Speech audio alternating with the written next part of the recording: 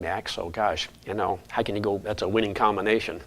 I mean, I can't imagine anybody in the civilized world that doesn't know what Remax is or has not heard of Remax. So we're at the right place. This was another piece of advice. There was a fellow at Gary Green that had been in business for many, many years, and I was asking him his advice about, how do you focus on one or the other? And his theory was you maintain that balance between buyers and sellers.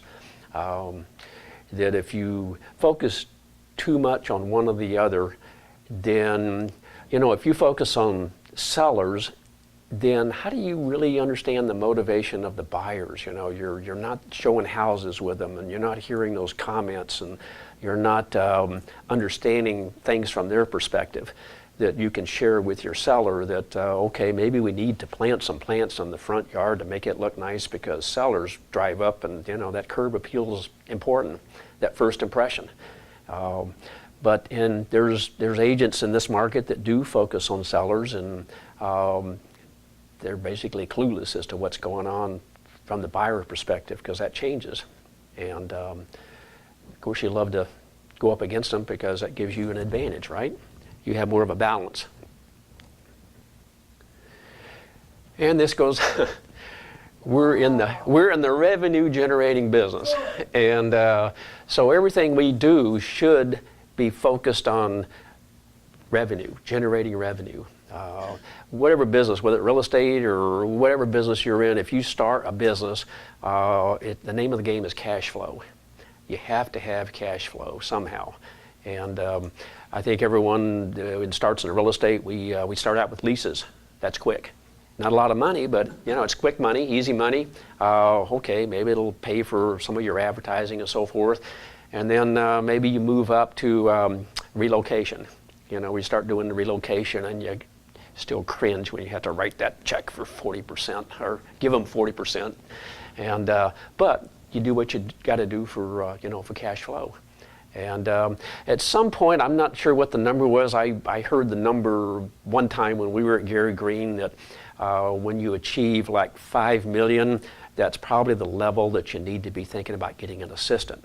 Because for you to go to the next level, you have to offload some of that day-to-day routine, non-revenue generating activity to somebody. And because you're the money machine, so to speak, so you need to be in front of clients or doing activities that are going to generate revenue. This is one of my pet peeves. I understand when relocation first started, they would ask for 20%. Well, as time went on, they got greedier and greedier. And unfortunately, there were agents that were willing to take, whatever they had. And now I think we're up to 40% on some of these relocation, plus they charge you $325 for a processing fee and all kinds of crazy stuff.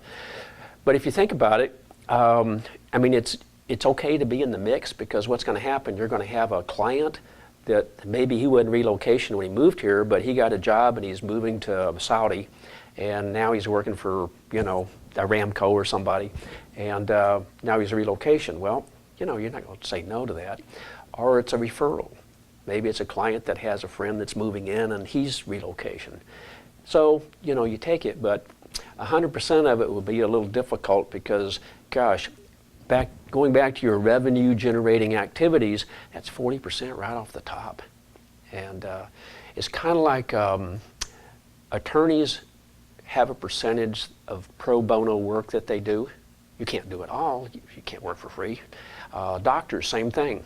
There's probably a class of patients that, I guess Medicaid being one of them, Medicare, you don't get the same, the insurance companies don't pay you the same for whatever procedures you do as someone that, doesn't have that. So we have to look at it the same way. Just don't go crazy with the reload, because you will work yourself right out of business. And know your competition. If you're going up against someone on a listing presentation, here's a extreme example. Okay, you've got to meet with somebody in Carlton Woods to list their $1 million+ home. In the course of the conversation, when they call you, contact you, you do your best to query them about, who else are you going to talk to? Well, I'm going to talk to John Smith out there from Katy. He came recommended from a friend of ours. Okay, great. So when you get to the listing, you do your homework on John Smith, because she probably doesn't know he's from Katy, or he only works in Katy. So you go into HAR and you see where this guy sells his properties. So when you go to the listing presentation, you bring up the fact, well, gosh, we offer accompanied showings. Your home deserves to, have someone there to, to oversee the showing. And, some agents, and I think you had mentioned John Smith. Well, John Smith, it might be a challenge for him since he works mostly in Katy. Oh, well, I didn't know that. Yeah, so it might be difficult for him to do you just sunk his ship, so, but you have to do your homework on this guy. And same thing if you, an agent that strictly works with sellers. Well, how does that person really know what a buyer's thinking if you never talk with them? So, it's, you just have to know, kind of get a feel for who you're up against. I mean, you want to be professional, you want to be ethical, you never, as we all know, you never say negative things. You might interject a comment just like the one about him having a hard time. Well, you didn't say anything negative, right? That client drew their own conclusion. So, how do you find out who the competition is? I mean, once you get there, you start the conversation. Well, sometimes it's part of, there used to be a thing, I'm trying to remember, this goes back to, oh my gosh, I can't remember, Xerox had a course, and they called it probing. You're asking questions. So when this person calls up to talk about listing their home, you're, well, do you have a pool, and is it on a cul-de-sac? I want to get as much information. And oh, by the way, I assume you're going to be talking to other agents. Yeah, I am. Okay, well, and then a lot of times they'll volunteer this information. And, if you can get it, it's great. If not, well, then you just have to do the best you can. But sometimes people will give you an idea. Or in this market, sometimes if it's in a certain price range and they're going to be talking to other agents, you can pretty well figure out who the other agent is. Look on the MLS sheet if it's a resale where they've moved in, they didn't buy it new from a builder. Look to see who their agent was when they bought it.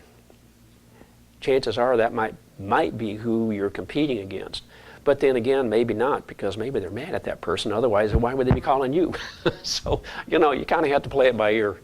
You just never know.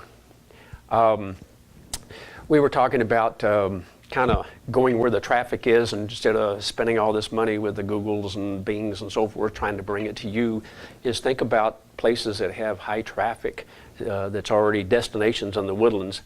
I mentioned this kiosk that Gary Green had. I thought it was a great idea. The problem is the manager that's still the manager, it wasn't his idea. So he's one of these that if it's not his idea, it's terrible. So he didn't support it. But it did, you think about walking through the mall and the little kiosk trying to sell the perfume and everything. Well, what if you had a kiosk that was a Remax kiosk and maybe it was only open on the weekends or those days where the traffic is highest, and it was staffed by this person, and you'd be amazed how many people would come up and want to talk about real estate. And so you got the mall. To me, Whole Foods, can you imagine what it would be like to get a kiosk in there? Oh my God, that would be priceless. And with everybody we have in this office, I mean, that would have to be something the broker would have to do. Because somebody would have to contact them at the corporate level, and that would require somebody at Remax corporate. But, so maybe you go up there 3-4 hours? Of course, you probably don't want to be at the checkout side, because if they have ice cream, they're not going to want to talk to you about real estate. But maybe somewhere inside the store itself. But wherever they're doing the wine tasting. There we go, the wine tasting. Now that's a good idea. Yeah, over in the wine department. But I mean, that Yeah, I mean, I always thought, gosh, that'd be fantastic. And That's a good thing. but it's just kind of an idea. That's something that Frank and That'd be an awesome, other than property time when you're here, that's an awesome way to Yeah. generate business. Yeah. I love that idea. and so an HEB, even one of the HEB stores, you think about that. I mean, like the one at Market Street, that's again over by the wine, maybe by the wine, and so you just never know. But we're experimenting. We will be experimenting with some new things, and I'll let you know if they're success. If they're not a success, you'll never hear about them. But anyway, so that's my story, and I'm sticking to it. Any questions? Yes, ma'am. I'm just curious, what type of business were you in before real estate? We were what was called manufacturers representatives. I don't know if you're in this country. There's a lot of small to medium-sized companies, manufacturers primarily, that make things, and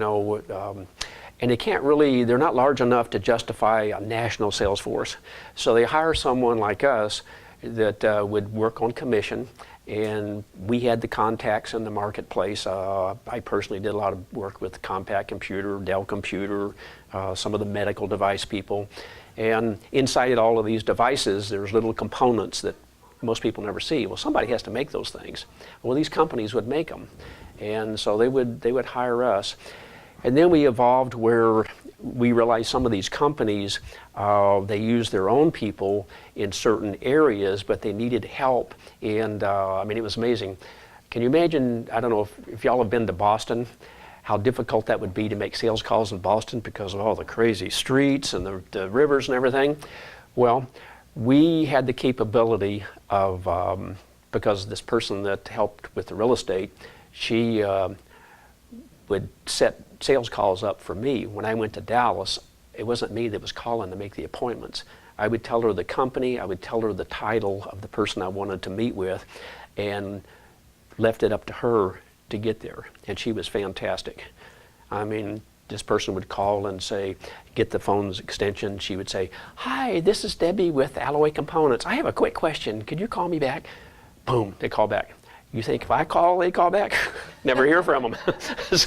But anyway, so we started doing this kind of service for companies otherwise. But then a lot of industry started moving offshore, and these people, I didn't speak Mandarin, so, that left me in a real deficit.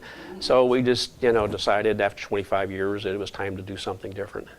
Do you know Smith and Associates? Because they do I was wondering if that was one of your competitors. It might have been, there was and I'm sure there are still a lot of folks in that business.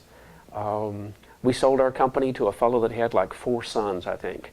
Neither one of my daughters was interested in the business. It's not a girl thing, and it's a guy thing. And so they were happy and we were happy. But Smith and Associates, no. I have been away from it so long, I haven't kept up with any of that stuff. Just amazing. But it was fun, like everything. Let's see, I think, let me get out of here. Oh, how many, we were talking about networking and connecting. How many here have ever heard of something called Inman Connect? Inman Connect, I-N-M-A-N. Guy, Barry Inman.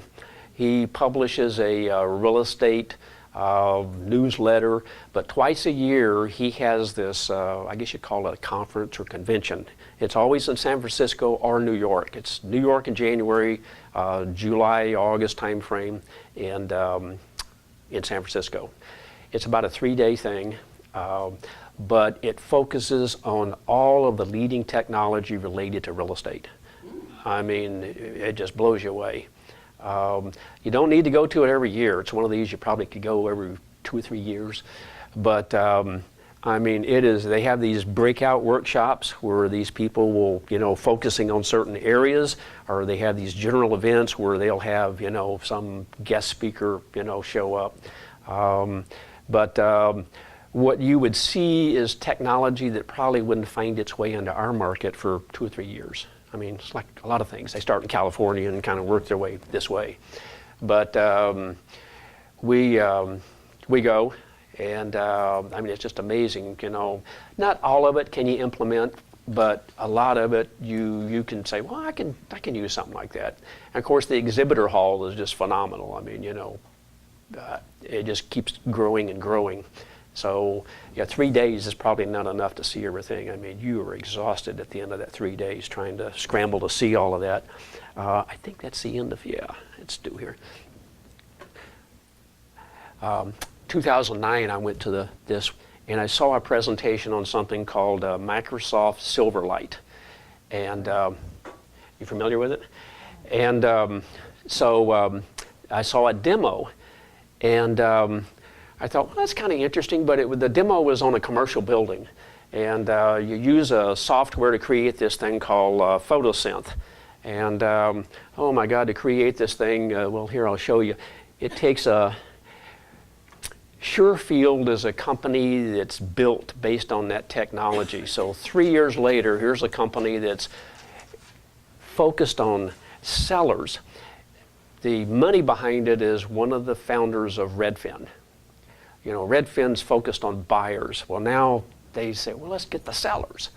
And so their theory is, or their selling proposition is, well, you don't have to do open houses. I mean, we're going to present all of this online for you. And you know, that way you don't have to do the open houses. Well, nobody's going to buy a house sight unseen. I mean, we had it happen one time, but you know, for the most part, people have to walk through the house. And so, but like they said, they're going to get some listings out of this thing. So, you know, it's part of the, so here's a, let's see if I can go back. Here's a house. And it takes, this is the front door. Let me get back. Tour homes, let me go. Okay. Always go for the $1 million one, right? Okay. Explore inside this home. Okay, get rid of that.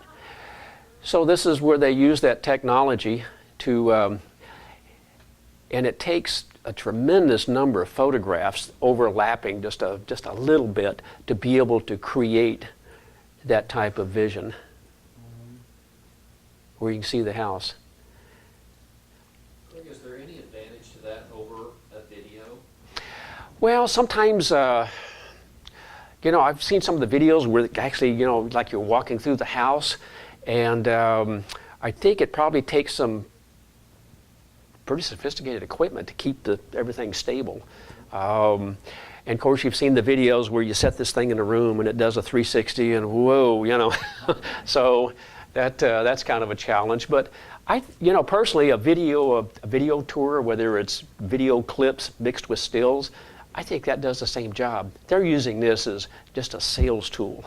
But this is the kind of stuff that they saw this, probably the same thing I saw back in 2009 at the office building, and somebody says, well, wait a minute, we can use this to, you know, create the illusion. We can sell your house without anybody ever having to walk through your house at an open house. Well, that house, they're not going to, no one's going to buy it. And then you can click over here, and I think this is probably the kitchen. Yeah. How many of your listings do you have video on? All of them. All of them? We create a video for all of them. Everyone wants to see that house differently. Some of them are happy enough to do the, you know, the still shots, the 32. But then other people, they want to see that video. And not every house lends itself to actual video clips. Sometimes they are, you know, put together as stills. But just the idea, they like that format. If it's outside and it's got a nice pool, then you can, you know, do a nice kind of a pan of the pool area. But the nice thing about YouTube is you upload to YouTube in probably the highest resolution that you can produce the video. Somebody going to YouTube, it'll automatically reformat it depending on what device they're using. So if they're using an iPhone, it's going to reformat it for an iPhone or an iPad or a big desktop or something like this.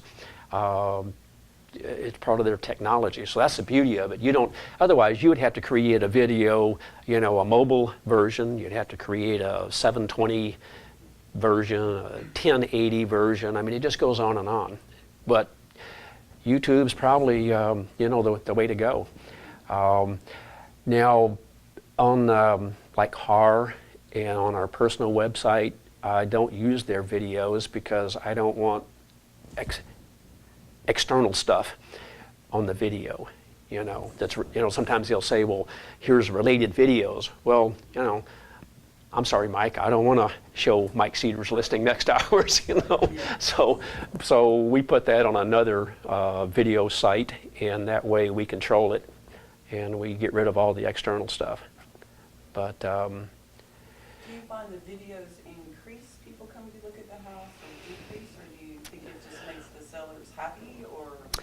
well, that's a good question. I mean, obviously it makes the sellers happy because, you know, they feel like that you're presenting their home in, you know, every possible way that you can. And it might be, you know, it might be more attractive to people. You know, like on a video, they can, gosh, some of these you can, you know, if you have Apple TV or some of the others, you can actually watch that house on the big screen, and which is kind of nice instead of the little 480 window or something that you get on some of these things. So, I mean, it's got to help. Everything helps. It's kind of like brochures in the house, sign flyers. You never know what's gonna grab them. You just try to give them everything that you can, all the ammunition.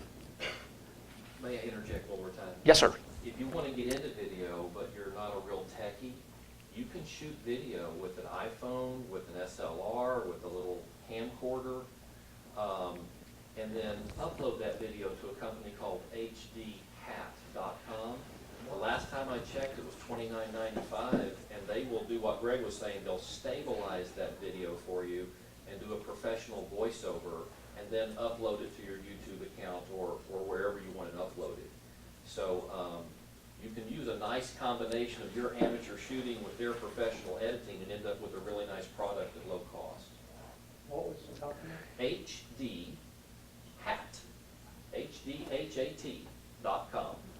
They've been, it was actually started by a RE/MAX real estate broker in another part of the country, and they've been very well received, been around for several years now. They know what they're doing.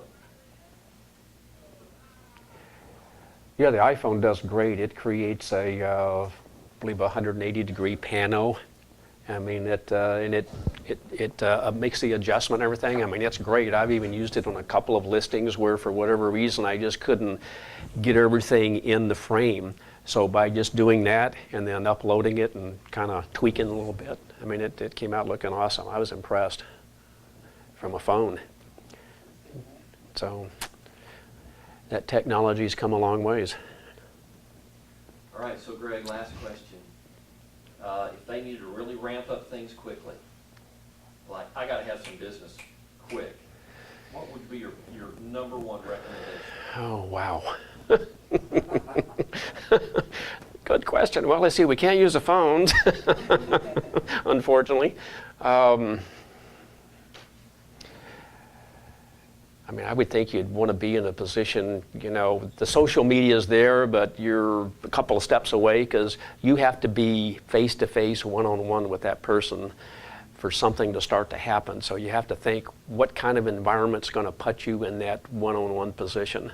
You know, maybe it would be the networking thing, you know, wherever you feel like that you have a group or an audience that has, you know, that you have a rapport with. And gosh, I haven't really thought about that. That's a good question. Well, you said network, and the last time you taught, you spoke on open house. Right. Do you still believe that's a great Absolutely. You think about it, you're spending all of this time on Facebook and Twitter and all these other sites trying to get that one-on-one face-to-face. Well, with an open house, you have that immediately. One-on-one, face-to-face, And yeah, you're going to get some neighbors that are there just checking out the competition or seeing how Sally decorated that room because she's got one just like it.